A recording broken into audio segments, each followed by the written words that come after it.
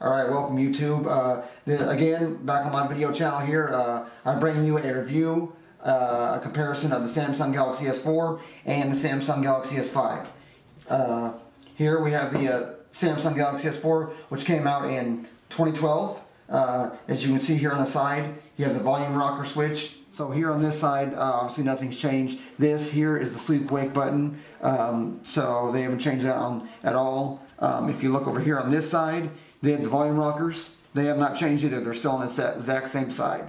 So moving along to the bottom of the phones here, your power ports. The one here on the left is your the Galaxy S4, and the one here on the right is the Galaxy S5. There is a big change and a big difference. Here on the S5, it's got a cover over it, and on the S4 there is no cover. And the reason for the cover on the S5 is because it uses a new kind of technology. So, as I'll show you here, we'll remove this here for you, the little plate that's covering the charging port here for the Galaxy S5. And for those that are unfamiliar, that kind of port is USB 3.0. It's a new technology for most people and the modern technology for everybody else. On the left here, we've got the Samsung Galaxy S4 with its 13 megapixel camera up there and flash. On the right here, we've got the Samsung Galaxy S5 with its new and improved 16 megapixel camera and flash.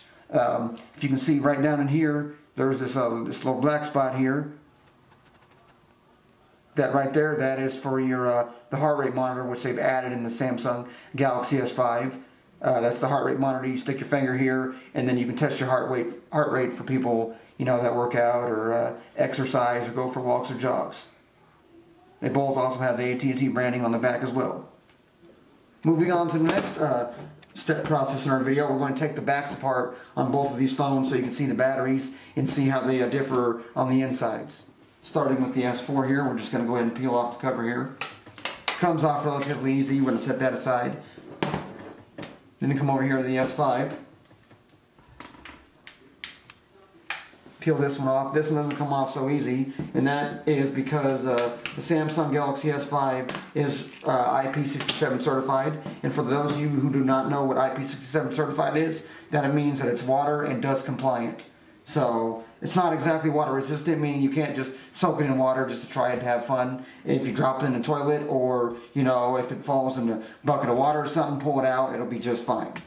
So looking at the backs of these, you can tell there's a major difference. I notice is the Galaxy S5 or S4 on the left here. It's got the micro SD card slot up there on the top, and then right above the battery is your SIM card. Whereas on the S5, the micro SD and the SIM card are on top of each other here on the S5. The other noticeable differences here is the batteries. This is the Galaxy S4 battery. It is a 2600 milliamp battery. It's like a standard square battery, which you know most people see in their cell phones. And then you have the Samsung Galaxy S5 battery. This is a 2800 milliamp battery, and it's more of a rectangle shape.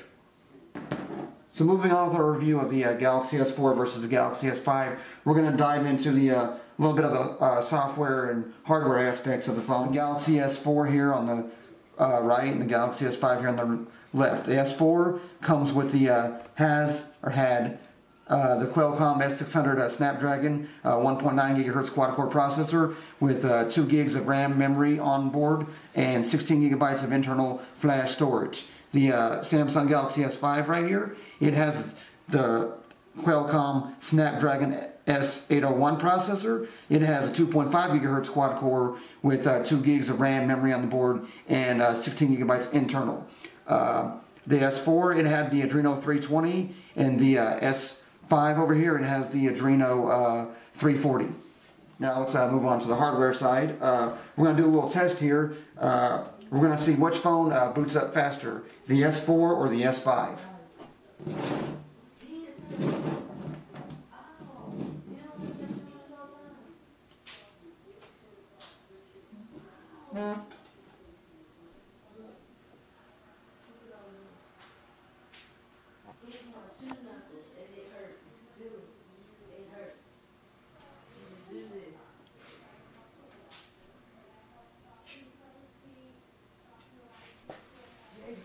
As you can clearly see, the S5 is already booted up, while the S4 is still getting to the AT&T logo screen before it even boots up. So the S5 is a 10 times faster phone than the S4. Okay, here we got both Galaxy devices, the S4 and the S5 powered on. Here I've got the S4 on the right here, and I got the S5 on the left. They both run TouchWiz, but the S5 over here on the left is running an advanced version of TouchWiz, or their newest, where the S4 isn't. You can see a big difference with the colors and the way some of the stuff is set up. I mean, it's primarily the same. With the S4, you have your settings button up here, and then your more options, and it's the same with the S5, your settings and the more options. But it's just more of a, on the S5 you see more of a colorful, more vibrant, more, you know, up-to-date look than on the S4 here.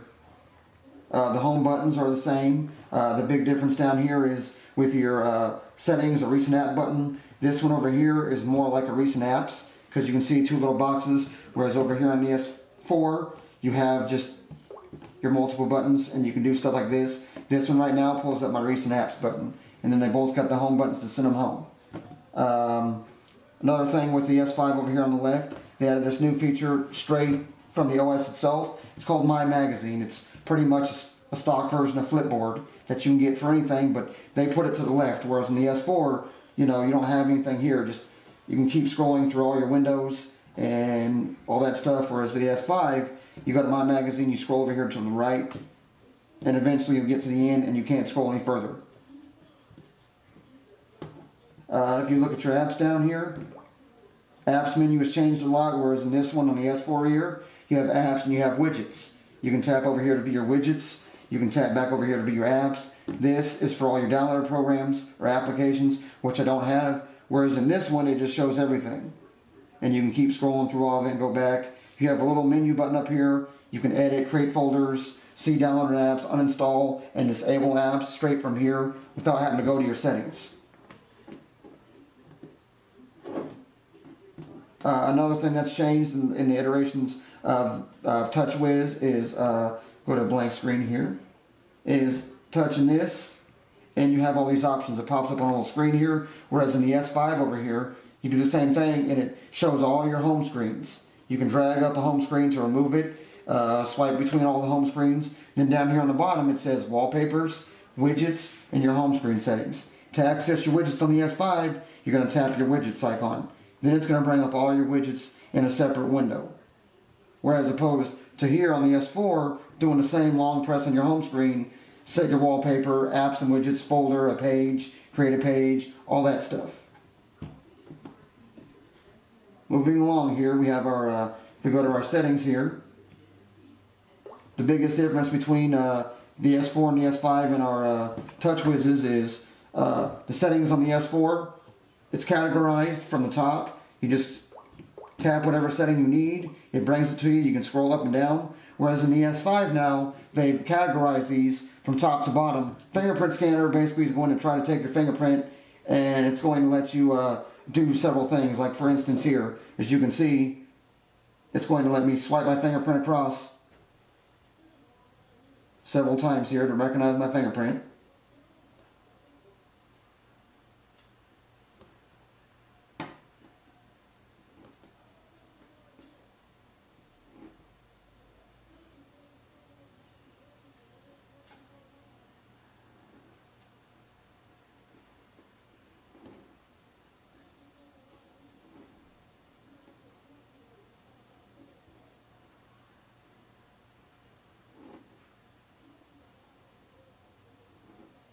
Now, as you can see, it's not 100% accurate all the time, but I mean, it does try. It says unable to recognize because I failed to do it. So it's not too accurate in my opinion. That's why I turned it off and I don't use it, but you can use it to unlock your phone. You can use it for apps like, for instance, like PayPal. If you want to pay with PayPal, you can do that just by using your fingerprint. Some of the apps to log into your account, like your Facebook or maybe even your Twitter, it'll let you do it that way. So I don't know if it's a much needed feature as people might think. I mean, I use the S4 and I didn't have it, and I did perfectly fine without the fingerprint scanner. Moving along here, go back to our home screens here. As you can see, the S4 has more motions and more proximity sensors than the S5 does. The S4 essentially has a sensor for where if you rub your finger across like this, it'll pop up with a little screen showing if you have mixed text messages, any missed phone calls, you've got any emails, what have you. Whereas opposed to the S5 here, it doesn't have that. You can't do this, and that won't happen. So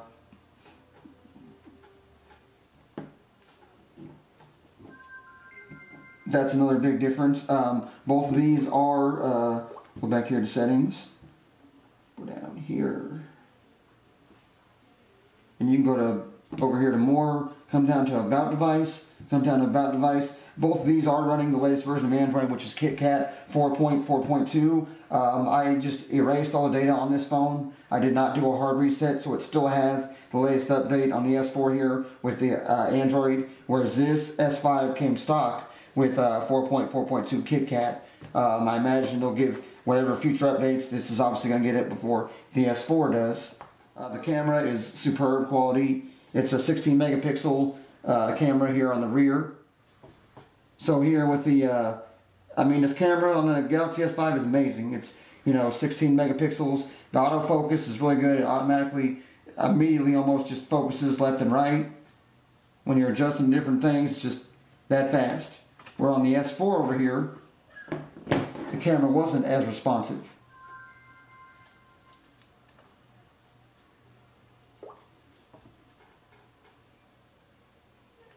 See, it's taking a minute to see, in the red said it wasn't a good photo. Green usually means it's a good photo.